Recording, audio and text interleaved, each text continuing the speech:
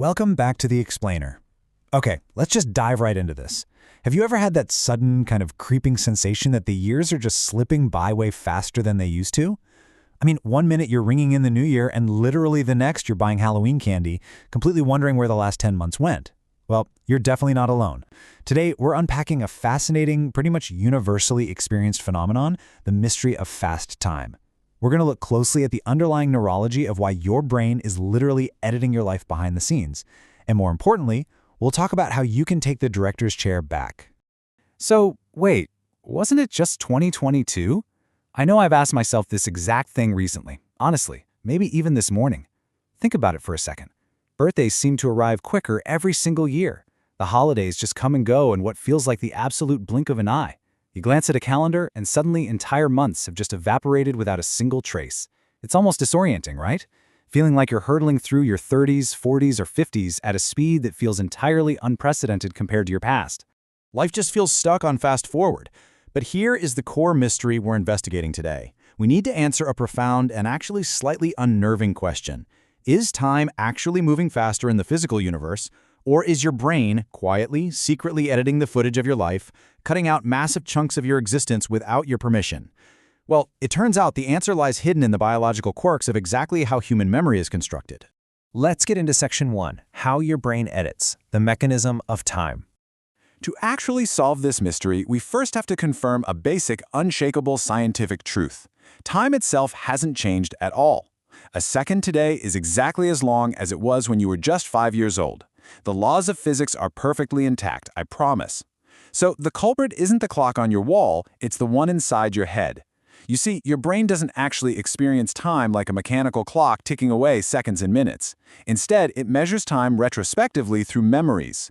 Specifically, it gauges the passage of time through the richness and volume of new episodic memories. Episodic memories are those highly detailed, emotional, autobiographical events in your life. The richer and more abundant your episodic memories of a certain period are, the longer that period of your life actually feels when you look back on it. Which brings us to this incredibly relatable and frankly slightly lazy quote from your own brain. I've seen this before.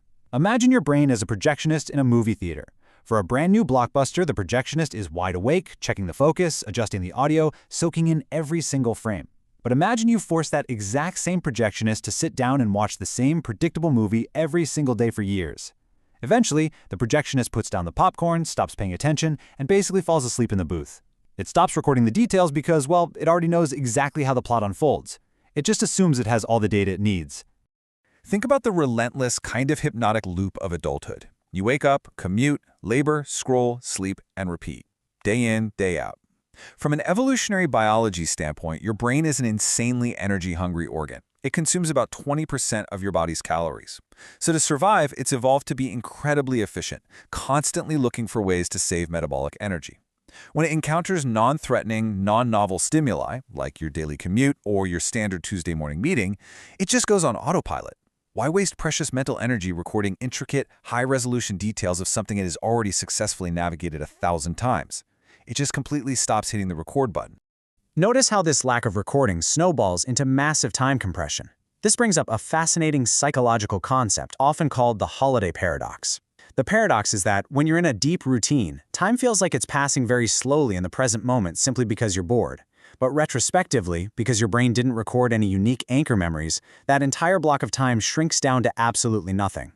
That repetitive loop causes individual days to blur rapidly into weeks. The weeks compress into months, and before you know it, entire years have simply disappeared into the void.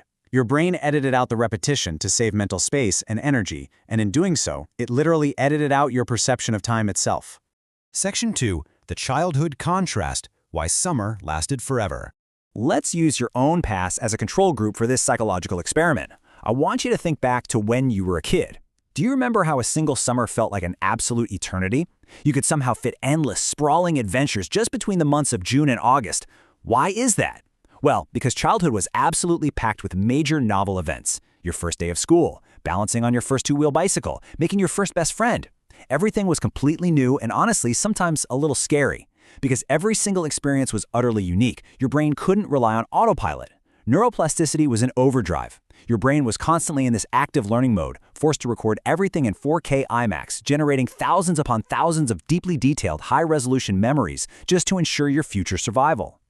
When we put these two states side by side, the contrast is staggering. Childhood is characterized by constant learning and unique firsts. Adulthood is overwhelmingly defined by routine and compression. When you look back, your childhood years feel incredibly long and expansive, not because the Earth was spinning any slower around the sun, but purely because your actively learning brain captured and stored vastly more data. In the mathematics of human perception, more episodic data simply equals a longer perceived timeline. It's as simple as that. Moving on to Section 3, the modern time thief, also known as the silent eraser. Let's bring this investigation back to the present day, because there is a very specific, very modern habit that is aggressively hijacking this biological process right now. Be totally honest with yourself for a second. How many hours have you spent scrolling through your phone today? Now think about yesterday.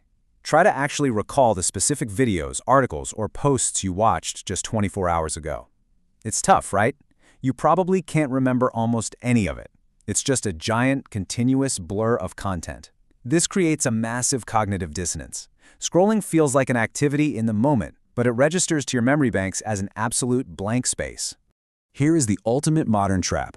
Passive consumption creates very few lasting memories. When you're doom scrolling, you're trapped in a tight dopamine loop. The endless feed provides just enough novelty to keep your brain incredibly busy with flashing lights, shifting colors, and micro hits of stimulation. But it requires zero active engagement. You aren't problem solving, you aren't navigating a physical space, and you certainly aren't feeling deep, complex emotions. Therefore, your brain is recording almost nothing of actual substance into your episodic memory. And remember our core rule of time perception from earlier? When your brain doesn't form memories, those hours are literally erased from your perceived lifespan. The time simply vanishes into the digital void. Section 4, taking back your time, expanding your life. So how do we pivot, and what is the solution here? This is actually incredibly empowering information. The good news is that your life isn't inherently getting shorter. Time isn't actually running away from you. Your brain is just currently saving fewer moments that it deems worth keeping. If you want to slow down time, you have to break that hypnotic routine and force your brain out of autopilot. You do this by deliberately generating new anchor memories. Break your routine. Literally, take a different route to work tomorrow. Learn something completely new that challenges your motor skills or your intellect. Travel somewhere unfamiliar, even if it's just a new neighborhood in your own city where you have to mentally map the streets. And importantly, put your phone down and engage deeply with the physical world. By doing these things, you shock your brain back into that high-energy, active learning mode of childhood. You force neuroplasticity to kick in, and you make the projectionist wake up and hit the record button again. You effectively lengthen your perceived life by actively creating memories instead of passively consuming moments. Ultimately, your life isn't measured by the years you live, but by the moments your brain chooses to remember. It's a really powerful, honestly beautiful realization. You actually have the ultimate control over how long your life feels, simply by choosing to give your brain something incredible, challenging, or deeply emotional to record. So, what will you choose to remember today? I want to challenge you. Right now, as soon as this explainer is over, go do something different. Break your routine in one small, meaningful way. Make your brain hit that record button before the day fades to black. Thanks so much for exploring this with me today on The Explainer, and I'll see you next time.